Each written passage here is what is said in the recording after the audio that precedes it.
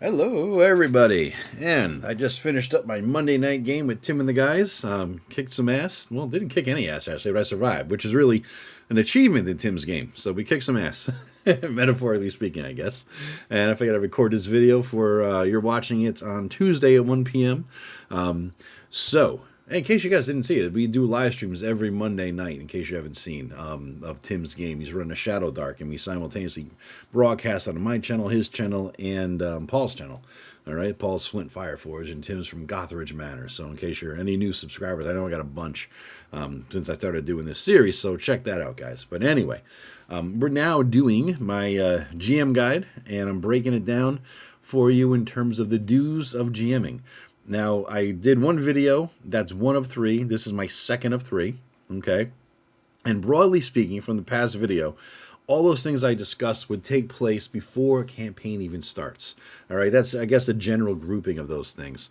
Now, there are certain do's that you need to do that happen during the game itself. The first big important, I think the most important one of the during the game is to pay attention. You need to always be looking around the table. You need to read the mood of your players, see what they're interested in, see what bores them, see what makes them excited, and see what makes them the most upset, right? This is the key to conveying your adventures to them in such a way as to maximize their engagement and their fun. If you're not good at reading people's body language, there are books out there to help you learn. Back when I was in sales, I bought a few, and they were really invaluable for me. All right. You also need to pay attention in case someone gets lost as to what's going on. This is especially important for more complicated campaigns or ones where you take long breaks between sessions. Details might be forgotten by the player that the PC would definitely remember. Like if you're in the middle of a conversation or something where you ended off, and you pick it up and it's been 3 weeks, but nobody remembers what the hell you were talking about. In that case, remind the player what was going on, who the person was, what their name was, things like that. It's fine. Sometimes, though, it's on the player to remember things themselves. If you spoon feed every detail to the players when they need it, they're just going to kind of rely on that as a crutch, and they'll never get into the immersion of the game. Right? It's a delicate balance to keep, but generally, the way I look at it, something like, what was that innkeeper's name again? That's fine. The innkeeper's probably not a vital part of the campaign, but knowing details about like the evil nemesis that they should have been keeping track of, so in order to better fight that person later, that's on them. Okay. So it's a scale, it's a spectrum, I guess you could say. All right. So paying attention goes hand in hand with communication. The next do.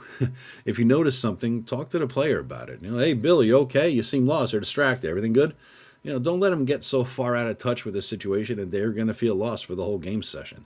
The experience will be ruined for them, and they'll probably won't be able to pull their weight during the game because they're not playing well. So you don't want to let that happen. Now, you don't just communicate and look around for engagement and immersion purposes. You communicate during the game just to make sure that they know you're aware of them and that you're giving a shit, honestly, about them, right?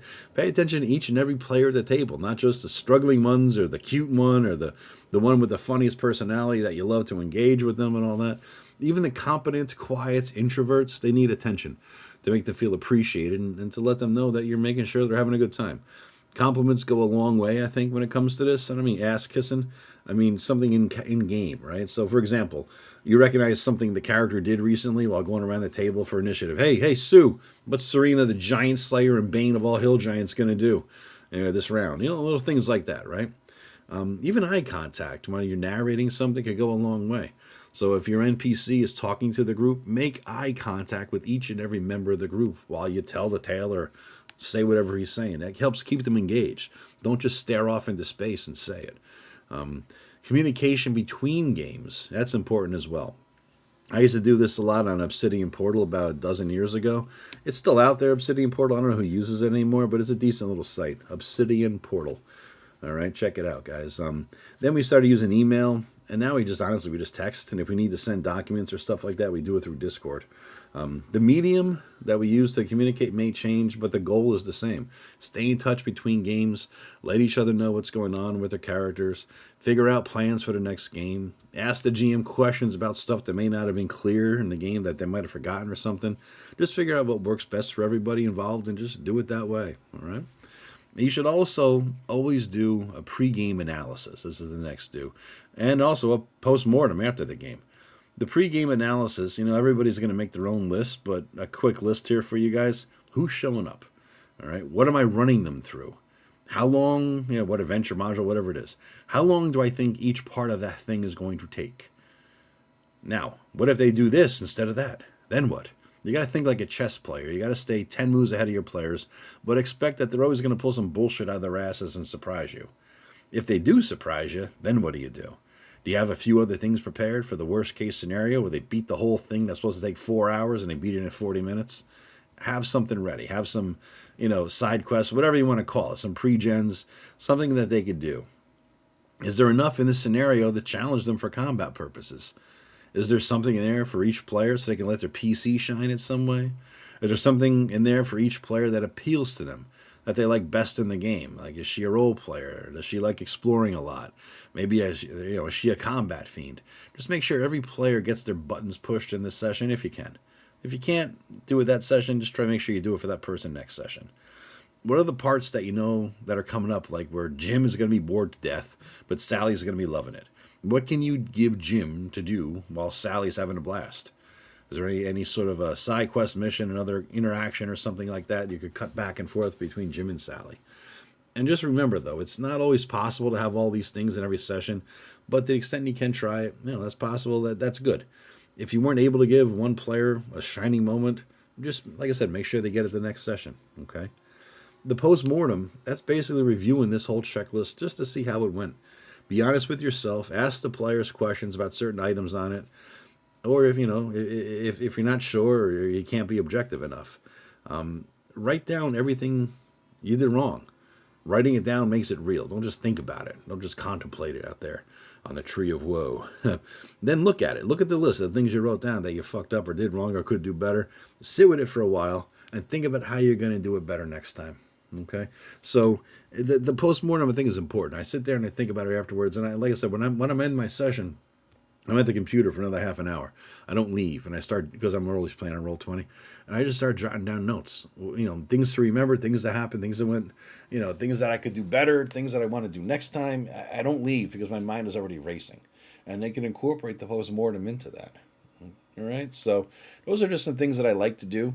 The last items are kind of general, and I'll get into that the next video, but please do like and subscribe, guys, all right? Please click the like button. Please subscribe. Share this thing out there. Every day at 1 p.m. you're going to get a new video in my How to Be an Awesome GM series. And this is it. All right. I think this is my 11th video. And God, I got fucking 100 probably before this whole thing is done. So it's going to be a very long series. So share it around. If you're enjoying it, share it. Let everybody else know. And thank you for all the new subs. I got like a couple hundred subs in the last, couple weeks. So that's been great. If I could pull in, 500 a month, I'm rocking and rolling, baby.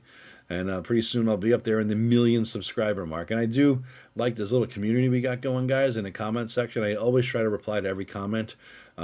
Say something, hello. At the very least, I'm going to thank you for putting a comment in there, because the comments help with the algorithm. A lot of people, I appreciate you just commenting to say hi in the algorithm just to help the algorithm, so that's kind of nice. Appreciate that. But there's like a nice little community developing. There's not a lot of trolls or shitheads in there. And watch, now I'm going to call the trolls and shitheads, but so far so good. I try to shit on them and scare them off, and I've deleted a few assholes.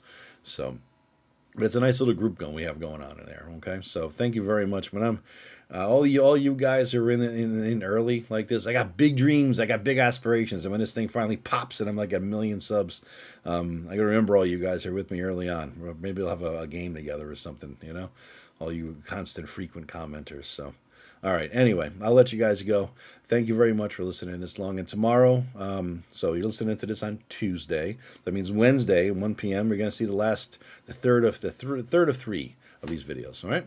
Thanks very much. Bye-bye.